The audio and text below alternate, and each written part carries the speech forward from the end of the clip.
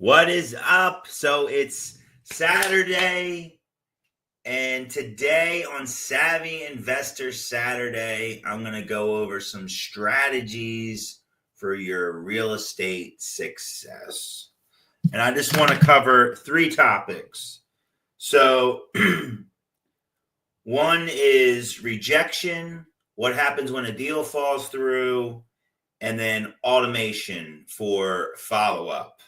Because follow-up is where the money's at.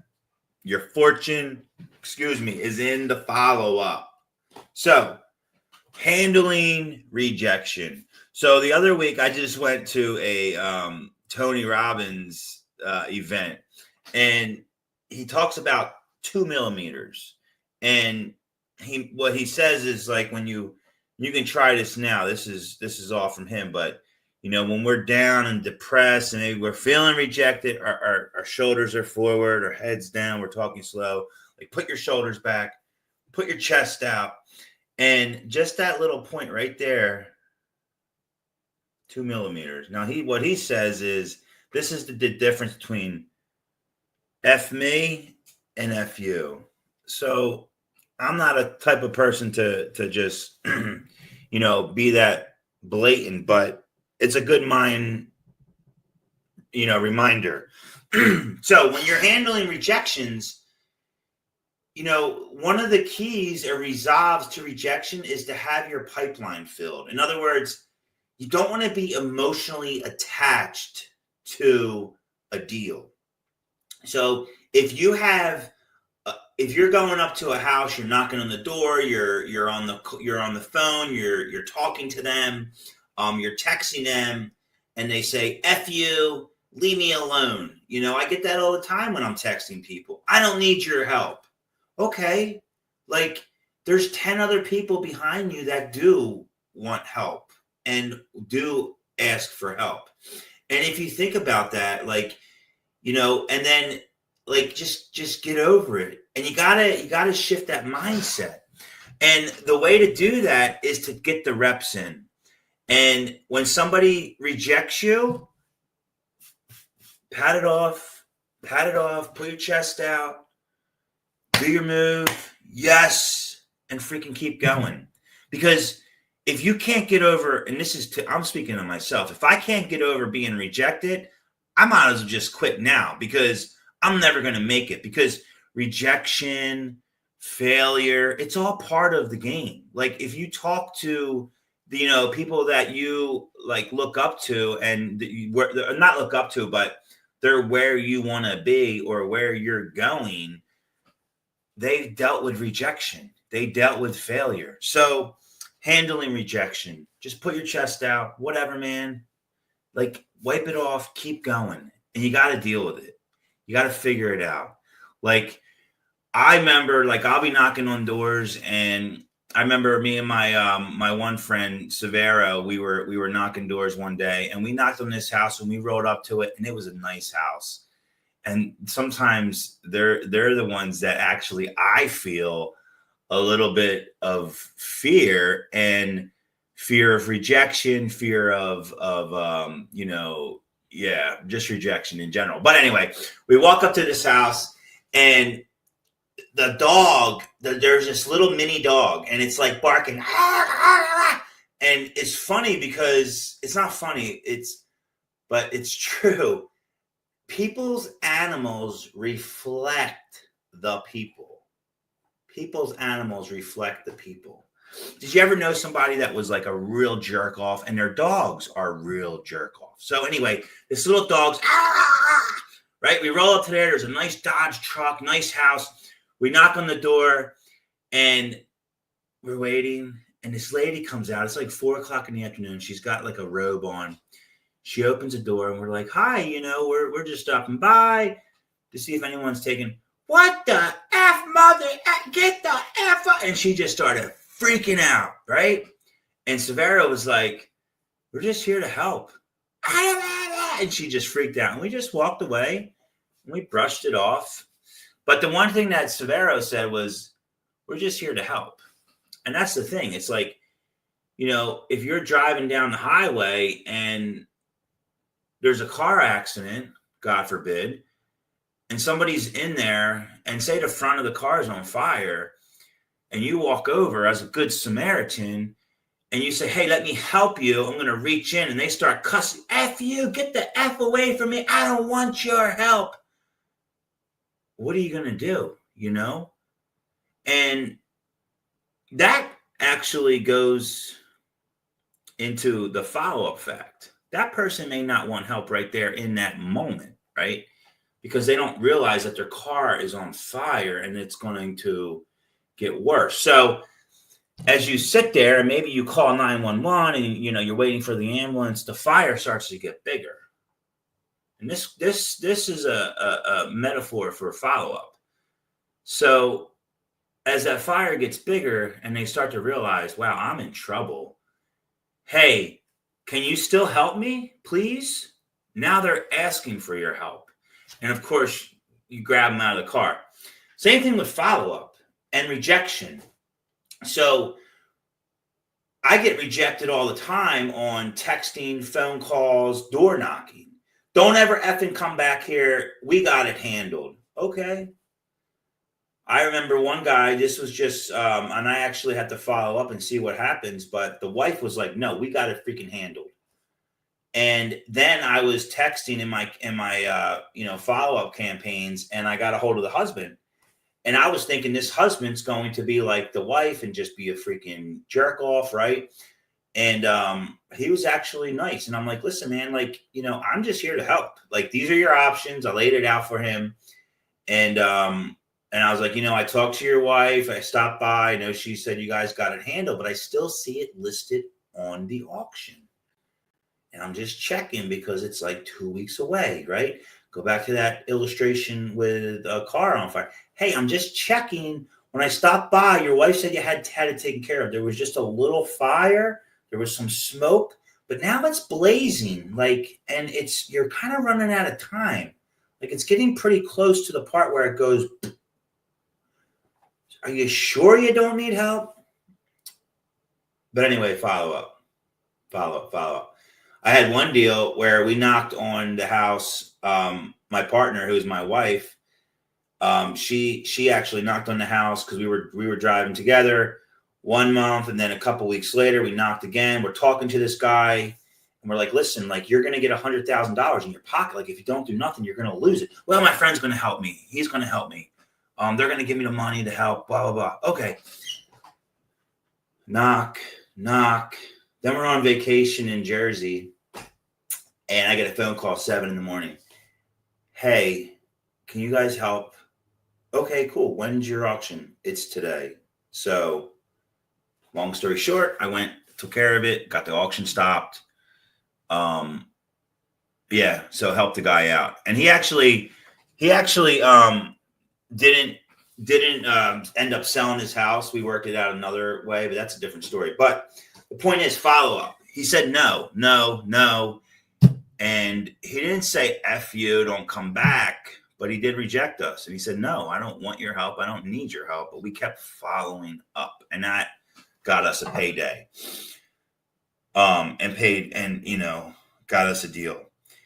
So the other one is when deals fall through. You're going to deal with rejection, and deals are going to fall through, especially when you're dealing with pre-foreclosures. I have a deal actually this week. I had a property. I was going to, buy it, fix and flip it, but I decided to wholesale it. So I went to one of my friends. I'm like, hey, I got a deal. Do you want to buy it? They're like, yeah. So we got that all lined up, and we signed the assignment agreement and everything. And then I get a call from the seller saying, hey, I want to keep my house. I got family members. They're going to pay the reinstatement. And in my mind, I'm going to make I think that one was like 10K, assignment. So I'm like, I'm going to have 10K in 2 weeks, coming in. So I'm thinking, okay, great. That's awesome. I can add that to this one, whatever. And I'm working it through my head. But what happens? This guy's like, I don't want to sell my house. I want to keep it. So what am I going to say? I'm not going to hold a gun to his head and say, you signed a contract. You have to fulfill it. I'm not like that. I'm in it to add value. The other day, yesterday, we get paid to solve problems, and we come with adding value. So what I'm going to do is I'm going to circle back to my network, because your net worth is in your network. And I know there's some type of like exit paperwork. Like, listen, I will release the contract, no legality, as long as I get first look, or if you do decide to sell it within 6 months, we need to fulfill this contract. I'm going to get him to notarize that, and I'm going to get him to sign it, and then I'm going to release it. But that deal fell through. I have other deals too. I had one in me and Severo were working this one in Jersey. Like, it was like a $50,000 assignment fee, and it fell through.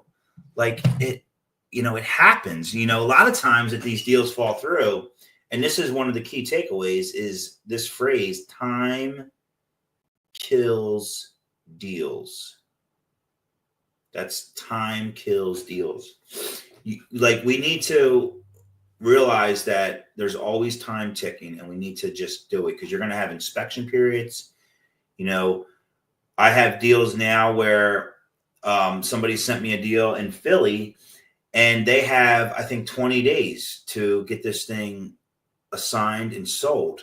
So immediately last night when it was sent to me, because if you look at my ticker right there, it says DM me to Dispo. They reached out to me, hey, can you help me Dispo? Yeah, absolutely. So I posted this thing last night. I blasted out the emails today at 9 a.m. It's 10 a.m. right now.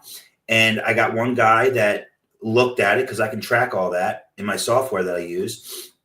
And I just called him before I started this video. So now we're going to have this guy walk through with his contractor today.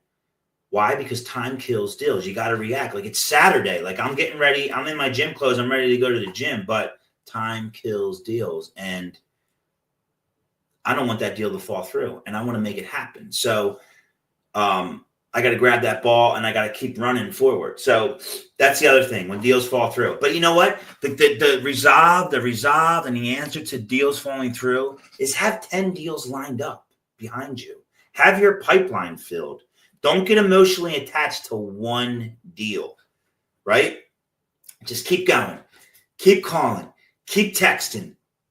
That atomic habit, like 1% better every single day. Keep stacking it, and then that compound interest.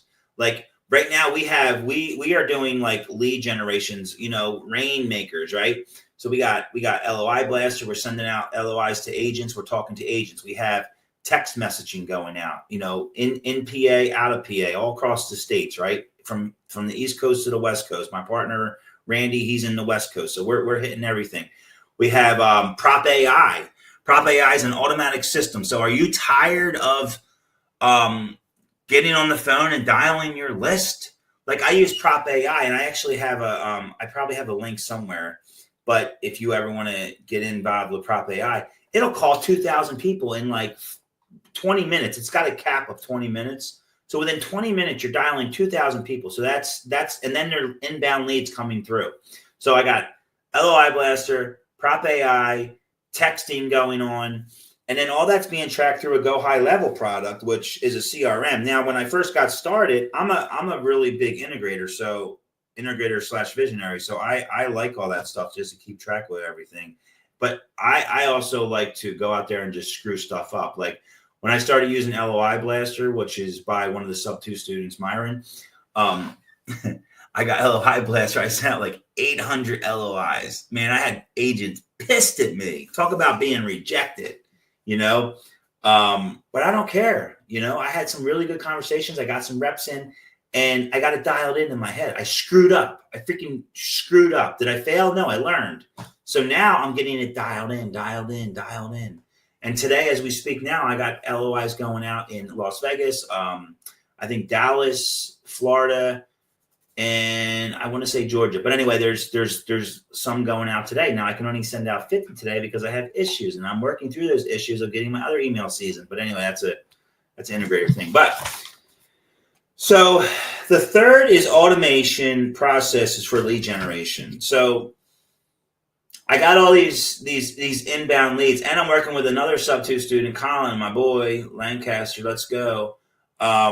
And we're doing inbound Facebook marketing, which we partnered with, not partnered, but we we use the resources of an owners club member, sub 2 member who's freaking killer in marketing. So they set up all the inbound. So now, we have like 10 millions of traffic in all different states that we chose, and people will come in there. Yeah, I want to sell my house. They'll fill out a form. And then that form, as soon as that happens, I get a text. It goes into our CRM, and then we have initial contact. So, but the last thing is automation. So you got to keep track of your follow-ups, like of your leads. I have whiteboards. I have notebooks. I have CRMs. I have like 5 different things. Like I'm all over. Like I treat stuff like water, right? If you dump, I got a little bit of coffee left. If you dump this on the table, it's going to find the level ground, right? It's going to find it wherever that is. And then it's going to settle.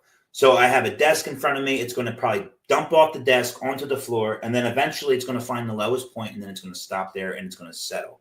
So that's what, working through these trials and errors.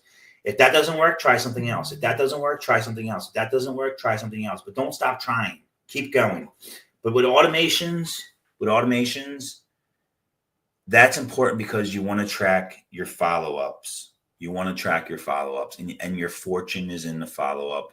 So there's some quick strategies to kind of just run through and go over and keep in mind. So handling rejection.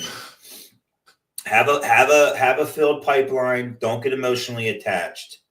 Deals fall through. It's the same thing. Have a filled pipeline. Don't get emotionally attached. And then automation, whatever automation that is, whatever habits you have, it's basically follow up.